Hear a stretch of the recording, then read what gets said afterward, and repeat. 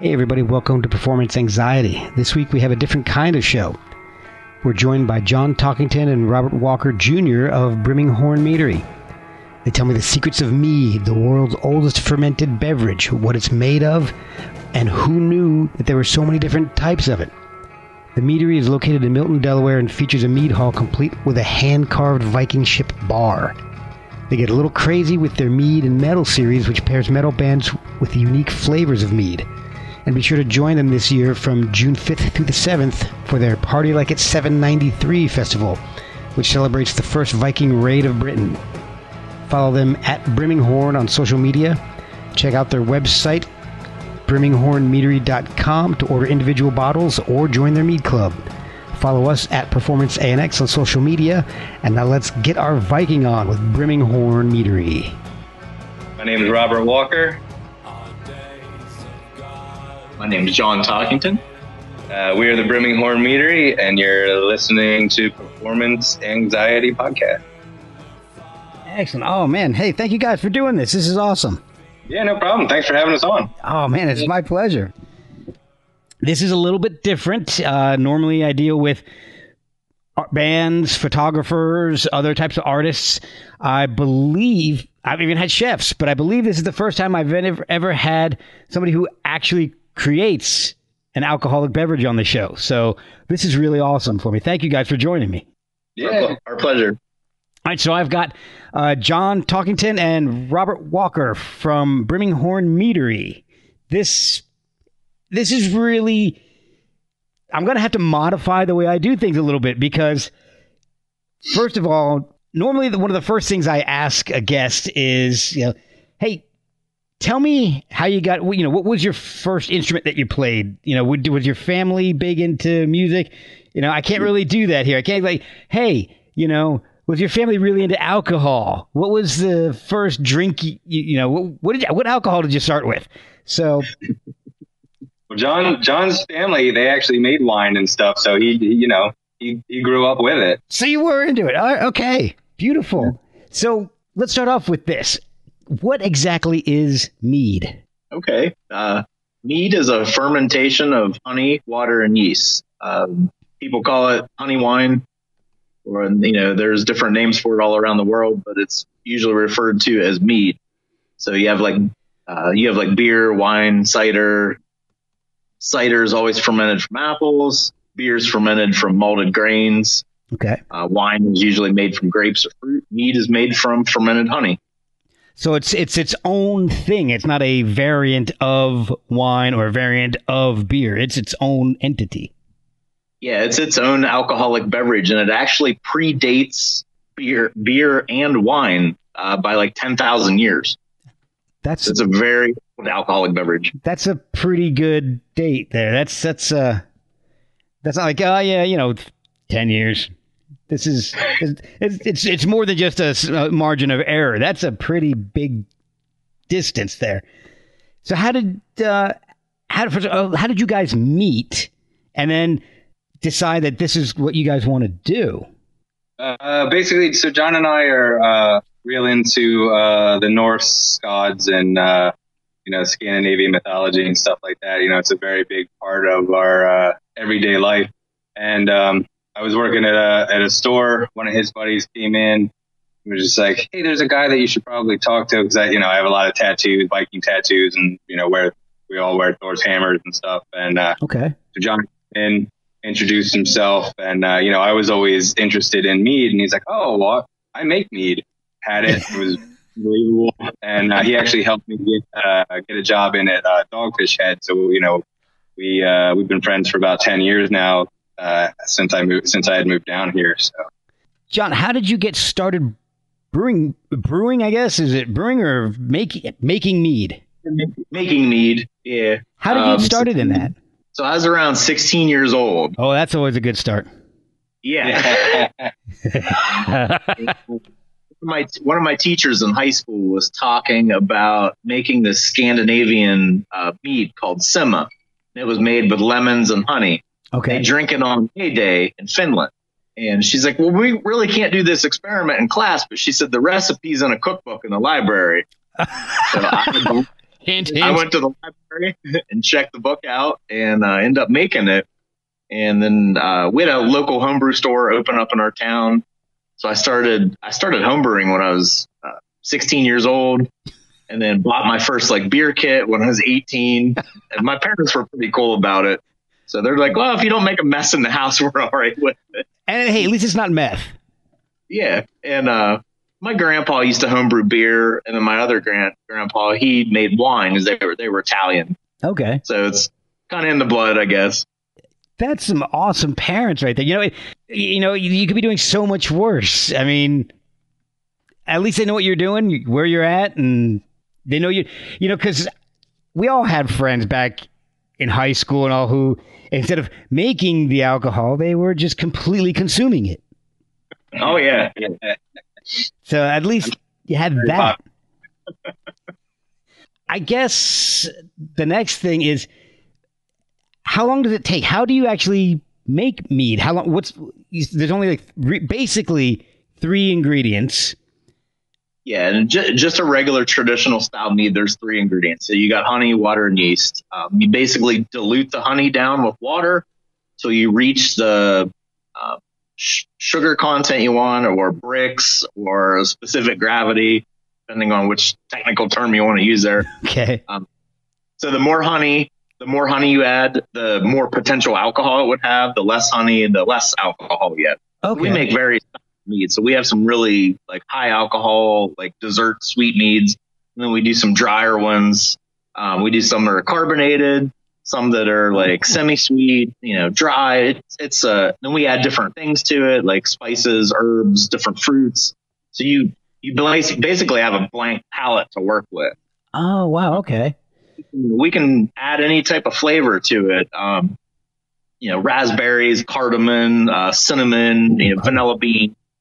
We do a lot of barrel aged stuff. So, I mean, wow. And there's all these different types of honey that you can work with. So it's pretty cool. So I guess then the flavors will differ based on the type of honey you use. Oh yeah. Yeah. We have a Zambian forest honey that we use from Africa. We have a Brazilian, it's called a honeydew honey, comes out of the jungle. They only harvest it like every 2 years that we've worked with. Wow. We've done buckwheat honey, clover honey, orange blossom. So there's all different sources for honey. Italian chestnut. Oh, wow. Very unique honey. So they harvest it in Italy.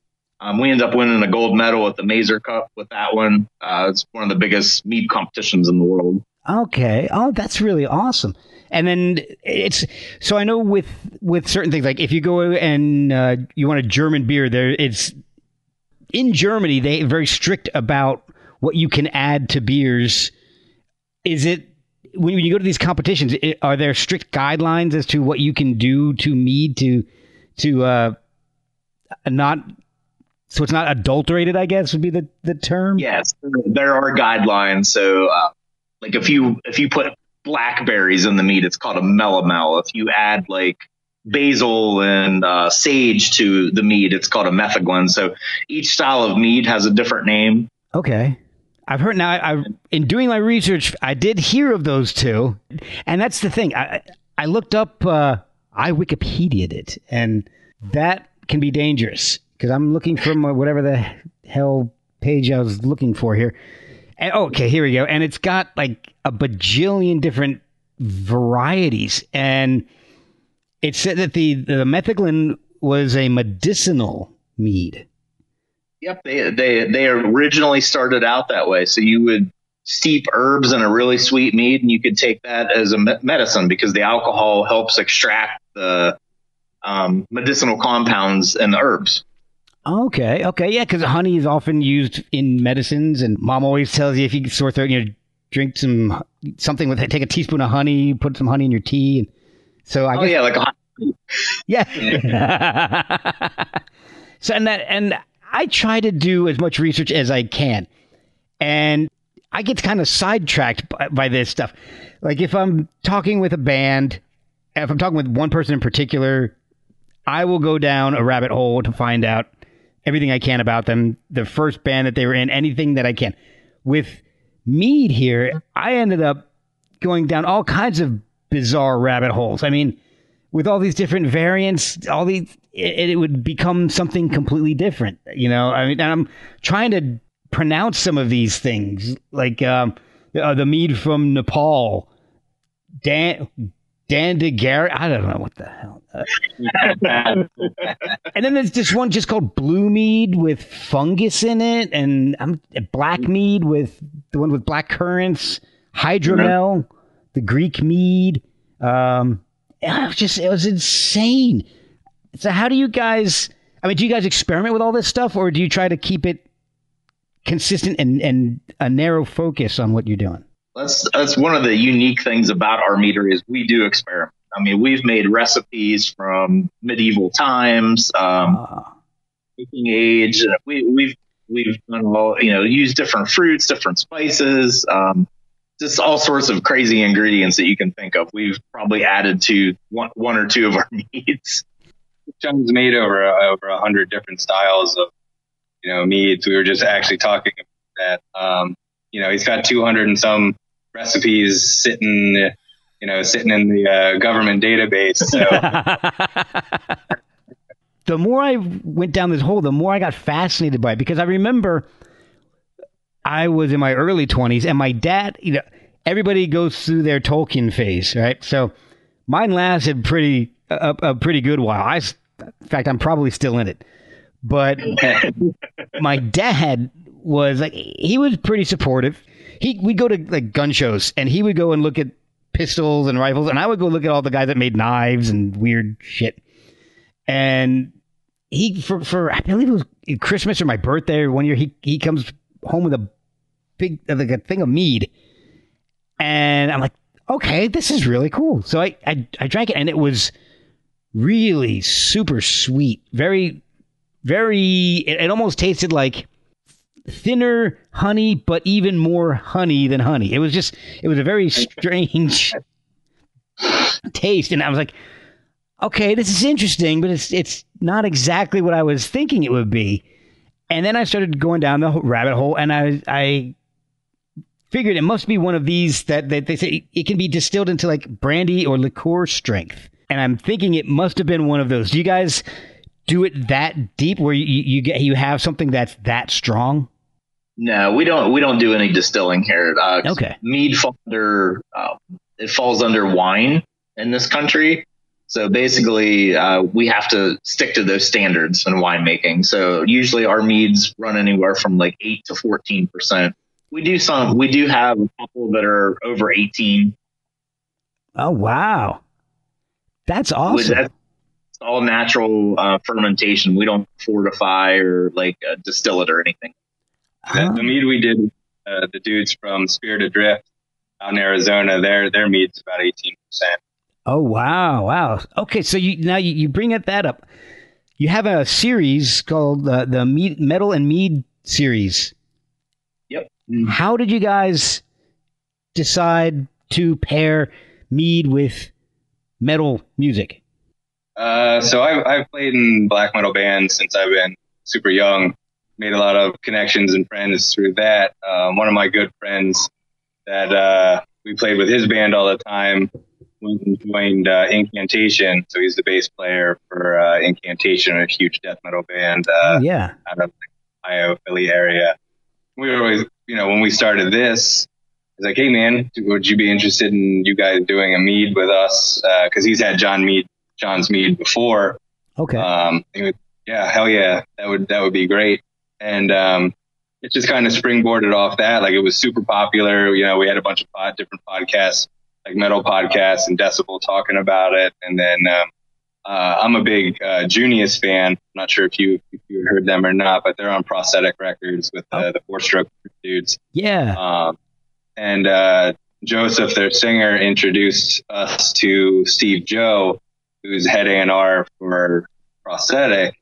We became good friends with him, so we started working a lot with prosthetic bands. And then, Decibel Beer and Metal Festival, they brought us in. We're the only meadery to work with them. So, we work with Enslaved and Spirited Drift this time around. So we're actually one of their sponsors this year in April. So, oh, cool.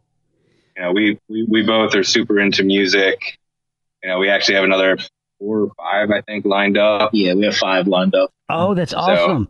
Because I'm looking on your page right now, and you guys have 13 variants, it looks like, unless my math is wrong. Let me see. 4, 8, 12. Yeah, 13. Yeah, lucky number 13. So how do you guys just go out and reach out to bands you like? Or is there another process to reaching out to bands to match them with a mead? So it's kind of a little of everything. The Rosetta guys, they reached out to us because they're good friends with Junius. Okay. We're like, hey, we'd like to do something. So we actually have done a mead and a cider with them. Like, we reached out to Huntsman and Atlas Moth, and through that we became good friends with the dudes in Baraha. So we're like, hey, we know the new album's coming out. Let's work something together. So it's just kind of been like that. John will find some bands, I'll find some bands, and we'll talk to them and basically say, like, what kind of stuff do you like? So like back to the Junius one, like Joseph never had mead, but he was super into bourbon.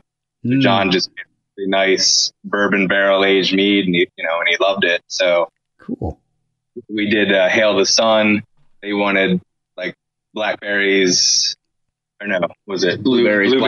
Yeah, blueberries, blackcurrants, and lavender. Oh wow! And I do like Hail the Sun. I do like them. They're great dudes. Super super kind. So they gave us the idea pretty much, and then John puts it together and usually knocks it out of the park. Oh wow, that's really wild. So the bands will have some input into it. It's not just like, hey, we've brewed this we made this. I don't even know what the correct term is still. We've created this mead, and we want to put we want to associate your band with it. You actually get input from the bands. Oh yeah, mm-hmm. Yeah.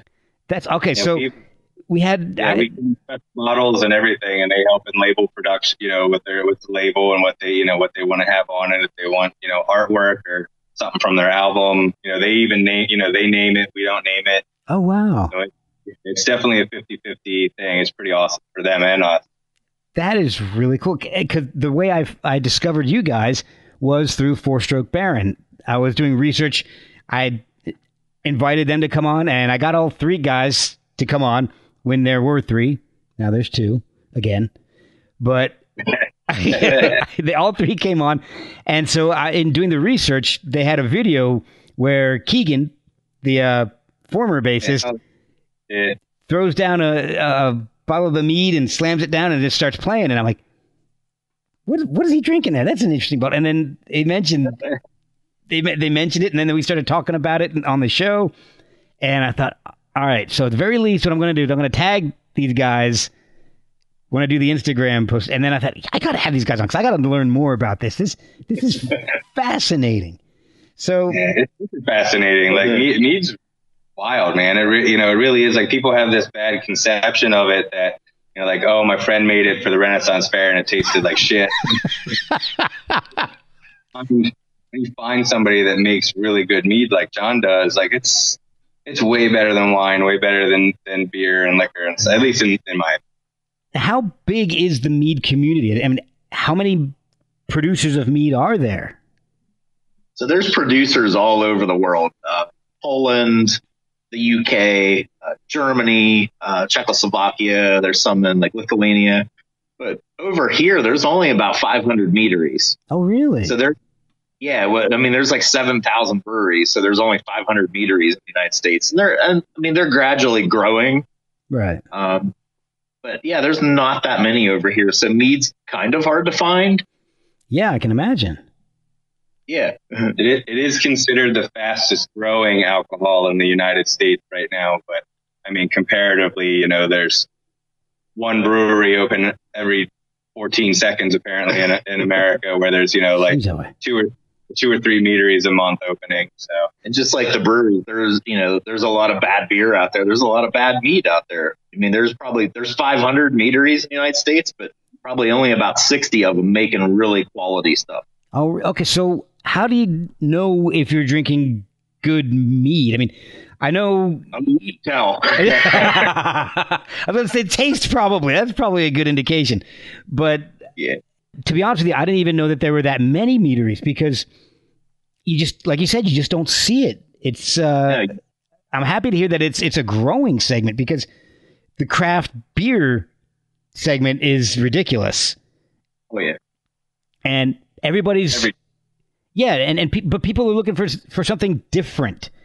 And that's why you get all these different weird craft brew variants coming out and each brewery is doing 22 different things and so it's really interesting to have something that's completely different.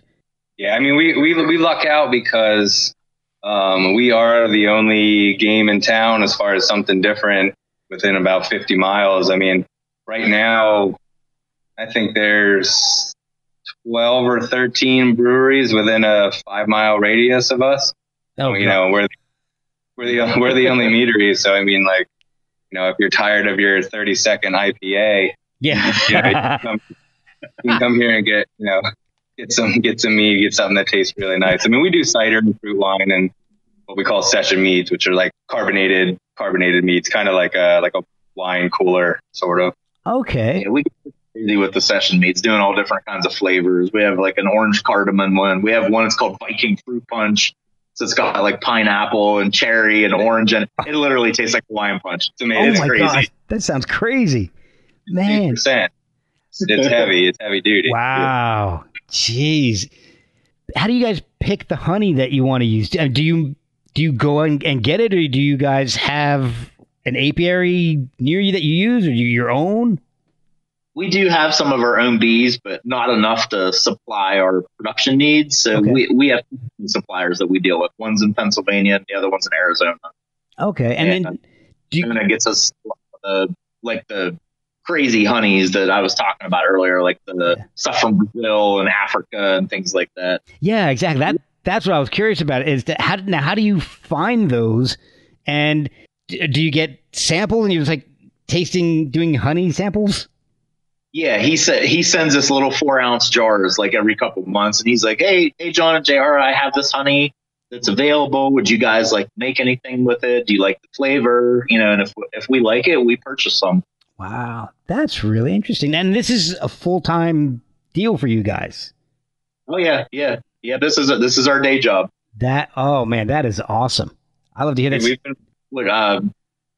We've been out of Dogfish Head for almost a couple years now, but we had this place open and we were both working at the brewery and we were putting in probably like 80 hours a week, you know, so we would be working here, working there. We were just exhausted, but it's nice for this just to be our job now. Oh, it went about before we had a day off. Yeah. Man, well, it's dedication, you know, if it's your passion, if it's what you want to do and what you love, it's worth it. And it's, you know, it's not as much work. It's definitely work, but yeah. Yeah. but it's a different kind of work. Yeah, exactly. And on premises, you guys have a mead hall. What do you? Is that the right term? Yep, mead hall. That's correct. All right, good. Yeah, I did do some correct research here, so that's good. I don't know how the hell you make this stuff, but I know where you drink it's called. Our mead hall is more of like a modernized version of a Viking mead hall. So there's still a lot of wood and like carvings of old gods and shields and all that kind of stuff on the wall. But our bar is a Viking ship, so it's got a big dragon head on it, and shields, and that's awesome. Yeah, we built everything in here. So us and our one bartender, my dad.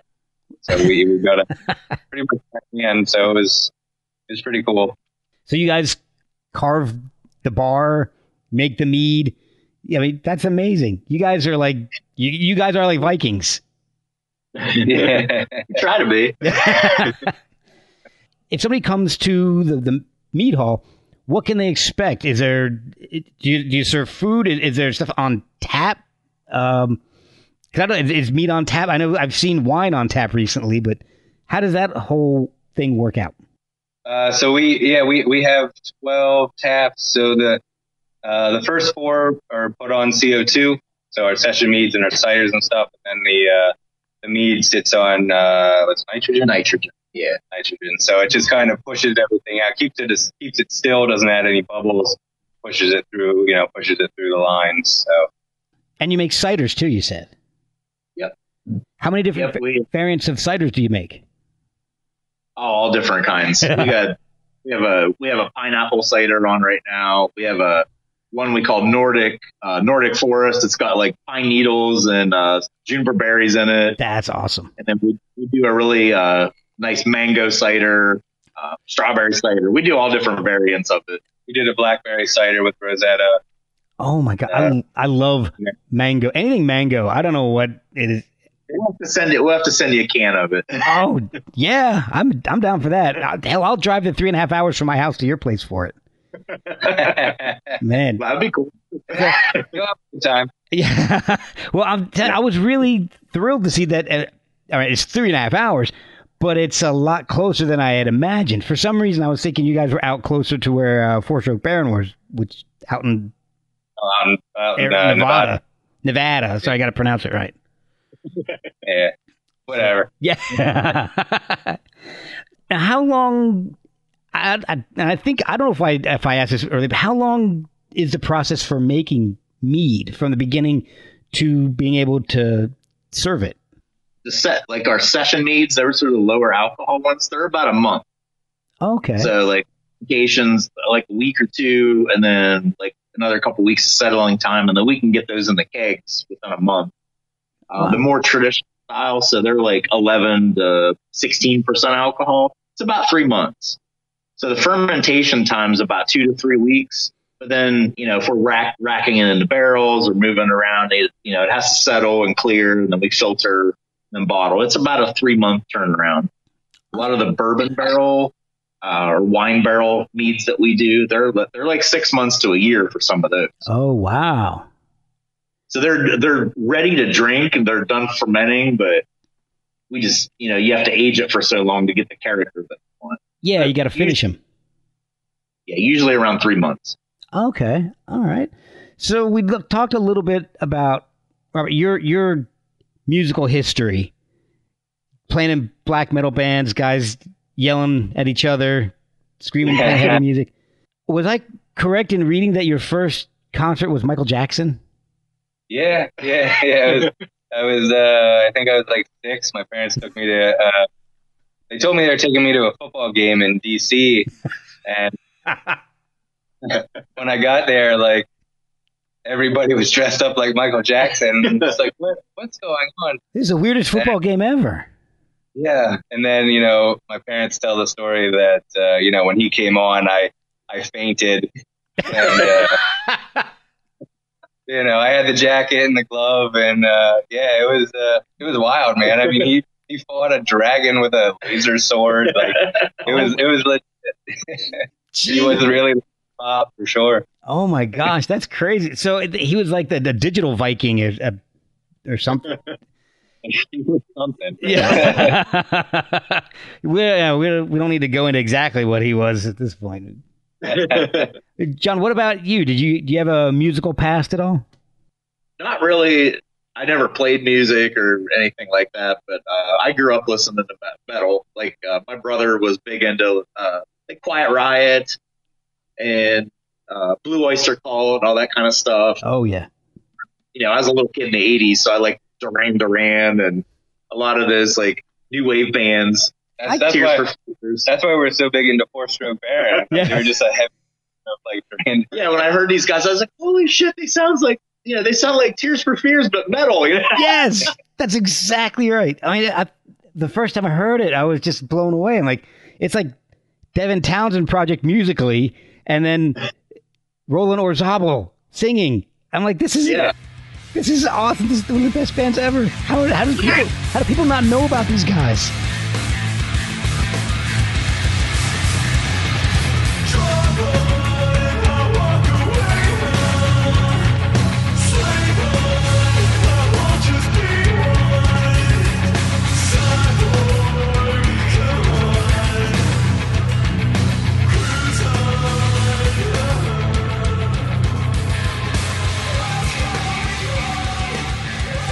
awesome. Yeah, Steve's like, hey, you might like these guys. You know, he sent us a record and stuff, and I was like, John, you got to hear these dudes.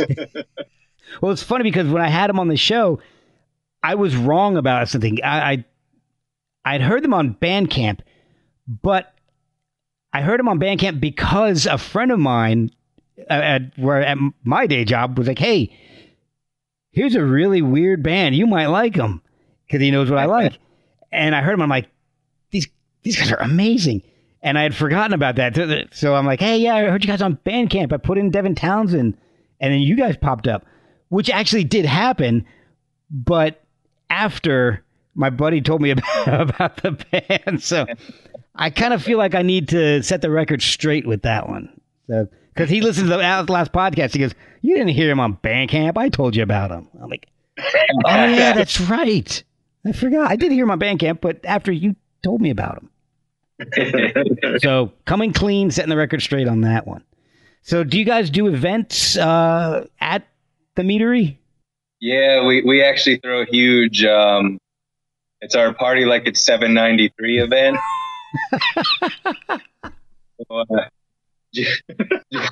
Where'd you go? That's awesome. June 8th, 793 was the first Viking raid into Lindisfarne, England. Just so happened that we have a lot of Viking reenactors that came here, and they're like, hey, we should do something together. June 8th fell on a Friday, so we're just like, hey, let's throw this together. We'll get some bands, and it's exploded, man. It's pretty cool. Like last year, the Huntsman guys came out from Chicago. Oh, cool. Yatra is a doom band from around here. Our guys in Demal from Stonecutters from Kentucky.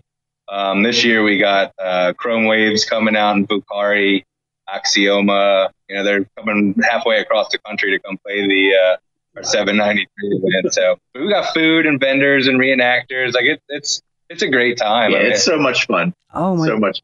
And that's an annual event you guys do on June 8th? Yeah. So this year it'll be June 5th through the 7th. So it's basically Friday, Saturday, Sunday. Friday, Saturday is when we have all the bands and all the music and stuff and all the food. Like Sunday, usually we're all super hungover or. So, I usually am. Yeah, he definitely usually is. Me, not so much. But yeah, it's a fun time, man. It's a blast, and we had probably 700 or 800 people, I think, throughout the weekend. Wow, that's really awesome. I'll have to see if we can make it out. My wife's oh wait, no, she left. Never mind. We're right near the beach, so yeah. You should come down for it. And you can Uber in, and she can she can go to the beach and hang out at the boardwalk or whatever. I'll tell you what, I will do that. In fact, what I'll do is she can go do that, and I'll hang out with you guys in the band. I'll bring my camera because as anybody who listens to this podcast can tell you, because I think I mention this every single show. I used to be a photographer. I'll come and I'll shoot everything for you guys. That'd be awesome. Yeah, that would be great. In fact, I will send you some samples of my photos so you know I'm not full of garbage. So, is there a Mead hangover drink, a little hair of the dog that works out well? I had to start drinking Mead the next day. You'll be fine. Okay, all right, excellent. So, It's actually not a bad hangover. Like comparatively, like at my wedding, my brother drank literally 2 hours before it started to, I don't know, 8 hours later. He was like, man, I felt fine. So that's a selling point, I guess, right? It's easy to drink, man. It's a nice mellow buzz too. Yeah, drink all you want, barely any hangover. Yeah. So you don't normally feel like fighting everyone. Just, So do you mix mead with anything to make drinks? I know some people will mix, and I don't know who came up with this. I'm sure somebody decades ago, but I've seen in the beer aisle the beer with clams, the clamato, and all that. Nasty.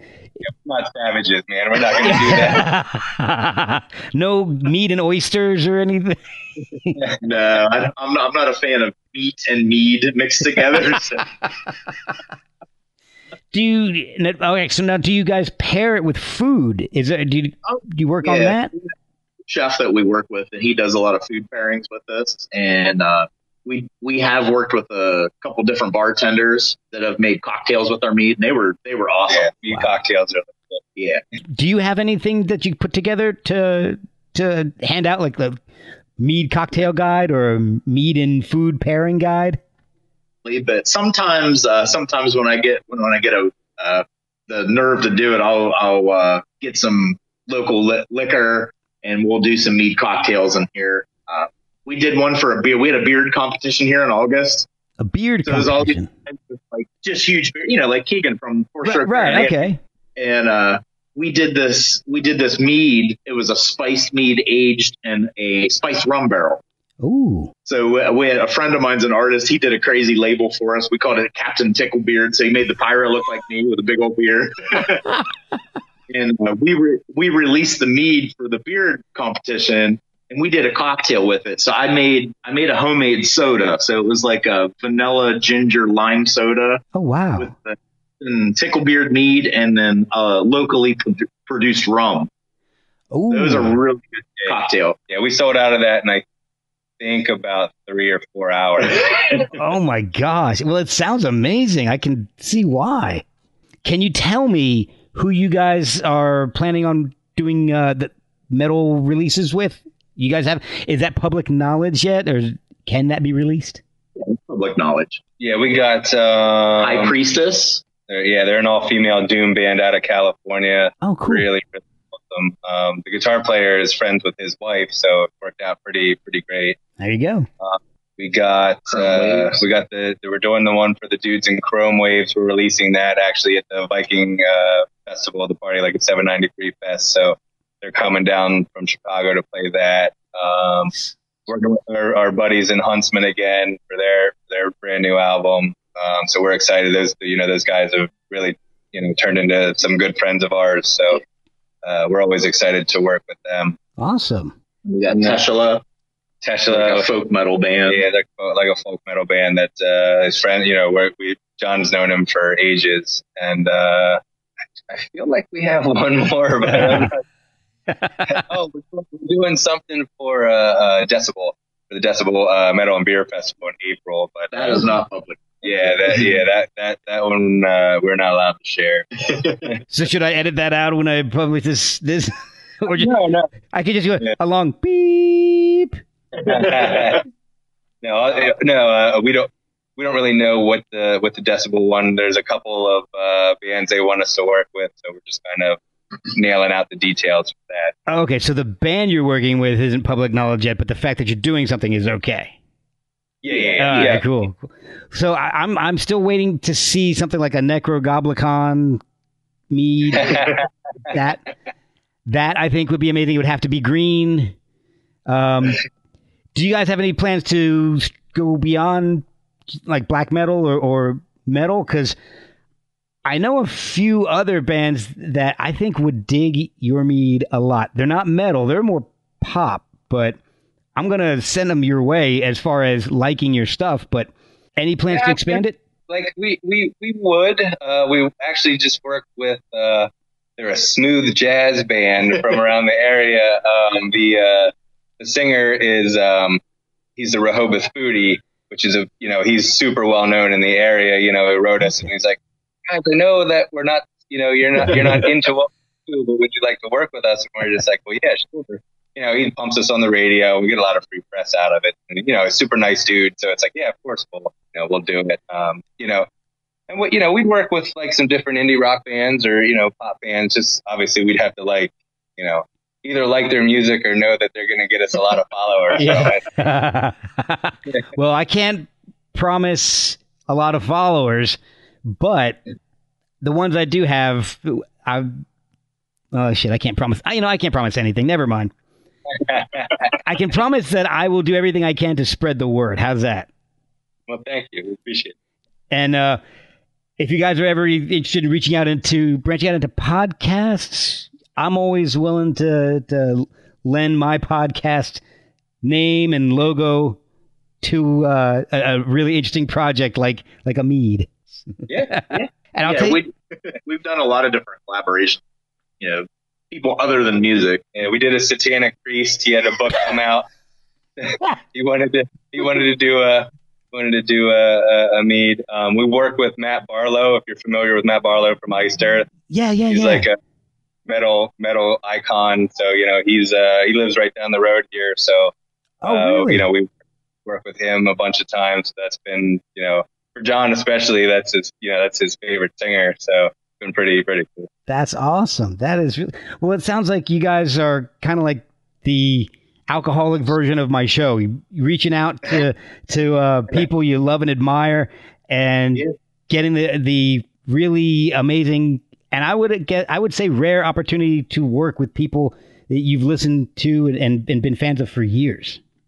Yeah. I mean, it's awesome. Like especially for me, being a huge fan of Junius, like working with Joseph was, and just awe-inspiring. The guy was super professional. Like he had his label finished within like a week. Wow. Had all of his write-ups done, and so that that was really cool. He was awesome to work with. It's cool. That is awesome. Now, how do you guys do your distribution? I'm gonna have to edit that too.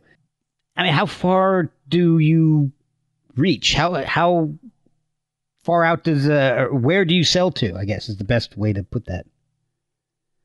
Distribution is a nightmare, but we do ship to 42 different states. So we're on with a company called Vino Shipper, and actually, if you go to our website brimminghornmeadery.com, there's a thing. It says buy our mead. Yes. Basically, take there, and we ship to 42 states, so we're not really like forced to get into distribution. Like that's what we're working on now.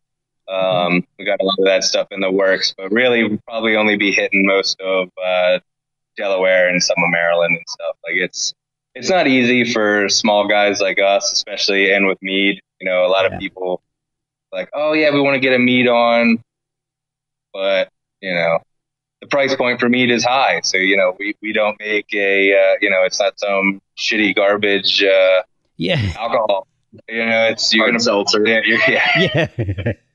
It's going to pay for it. It's a premium drink. Honey is expensive, and, John uses like the best fruits, throughout the world. So, we put a lot of money into it.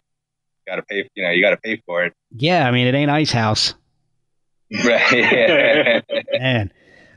So what is the weirdest thing that you can tell me about mead? I tried to do some weird mead facts, and the same ones kept coming up, like sweet mead is the original aphrodisiac. The origin of the word honeymoon harks back to medieval tradition of drinking honey wine for a full moon cycle after a new marriage. What have you guys learned about mead that surprised you? Oh, geez, I don't even know. That's a pretty good. Yeah, that's pretty. I was actually going to go with the honeymoon thing. But, I blew it. Damn it. I mean, one of the more interesting things is mead is in a lot of mythology. So it was the drink of the gods. Oh, right. Okay. The original mead in Norse mythology was basically, it's a long story, so I'll shorten it up. I got time. There was a very wise being named Kvasir, and basically these two dwarves didn't like him because he was so smart. So they got him to come down into their cave. They killed him, and they mixed his blood and honey, and they made what is called the mead of poetry. Sounds like he maybe wasn't so smart. Yeah. So anybody that would drink this mead would be, very eloquent, very poetic, very intelligent if you drank this mead. The Norse, the head of the Norse gods, Odin, he found out that these dwarves made this mead, and then there's a part in the story where the giants steal the mead, the Jotuns or the giants, they steal the mead from the dwarves. Oh. And Odin finds out this. He's like, well, I'm the king of the gods. He's like, no one can be drinking this except me. So he shape shifts into many different things and goes, like I said, it's a long story. As Odin will. So he goes and basically steals the mead of poetry. and brings it back to the gods for them to drink. So, I mean, that's kind of a unique story that it was Cool. created blood and honey. Yeah. So, all right. So, what are your out of all the meads that you guys make? What are your favorites? I think one of our favorites and our staff's favorites is Swartlefar. So hard to say, not for us though. So what's that made from? So it's honey and black currants. When you mentioned black mead earlier, that's a black mead. Okay. So it's really dark, really sweet, really rich, but the currants are very acidic, so they balance the sweetness of the honey. Oh, well, I mean, that makes sense. That makes sense. Rob, what about you? Is that the same for you, or do you have a different one that you prefer? Yeah, no, that one's fantastic. I also John makes a strawberry rhubarb one that I really liked a lot. A cranberry one. I'm a big cranberry fan. That one's cranberry and oranges. So yeah, it's super rad. Is there a good entry into mead? Like if you're gonna, let's say somebody doesn't know much about it, isn't a big drinker, but they're interested in trying mead, what would be a good way to get somebody into mead? And to just, saying you don't really know their preferences. You don't know if they're like, IPAs or red wine. What would be a good general introduction to mead for someone? I mean, we usually start we have a customer that comes in, they're like, I've never had mead before. We usually start them out with, it's one of our traditional meads. It's called Spray's Kiss. Okay. And it's made out of mesquite honey. It's very light, slight floral, fruity notes to it, but it's made with mesquite honey. So, and it kind of drinks like a white wine. So a lot of people say it reminds them of a Moscato or a Riesling. Okay. So it's good to start them with, or one of our session meads. So say somebody likes beer. Mm-hmm. We have several session meads that taste like beer. We do one that tastes like a Belgian white beer. It's called Melangini. We have like a hopped one that we do. It's Humulus Juices. Okay. It kind of tastes like a. So we generally ask people what they like, and then we can kind of go from there to get them, what would be a good starting mead for them. Okay, well, I'll give you one for me then, specifically. I love Gosas and sour beers. What kind of mead would you recommend? I mean, probably Swartlefar, probably our cranberry, Okay. Probably anything that we have that has kind of more acidic fruit to it. I mean, do you like citrusy stuff? Yes. Yeah, like our orange cardamom would be a good one. Ooh, orange cardamom. That sounds amazing. Yeah, we use blood oranges and cardamom in it. So it's got a nice like orange, like a little hint of spice at the end. Really nice. Oh. Yeah, we took that to California for the Decibel festival out there, and it was a huge hit. So, well, I'm sold on it just from hearing orange and cardamom. So I want to propose something, because I'm doing a show in a couple of weeks that's similar to this. Similar but not.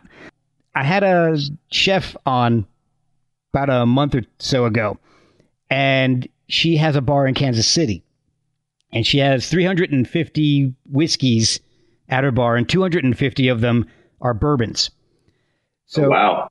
I made a Spotify playlist for her and sent it to her. I said, okay, match whatever songs out of this playlist you want, and add your own if you want.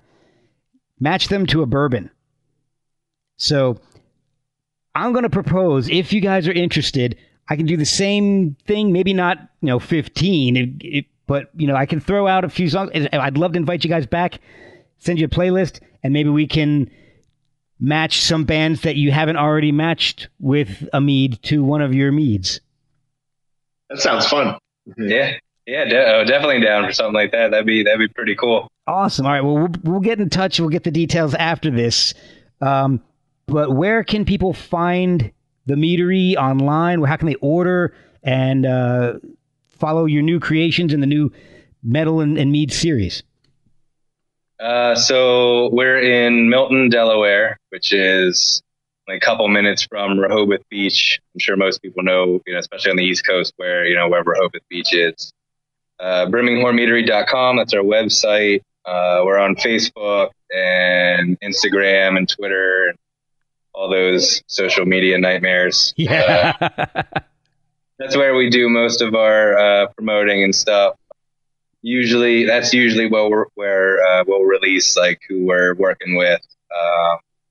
We also have a big Mead club that we do, so those people usually find out first on what's happening. Oh, cool. That's really it. You can buy our stuff on the website itself. There's a little Mead tab. It says "Buy Our Mead." We have tons of merchandise.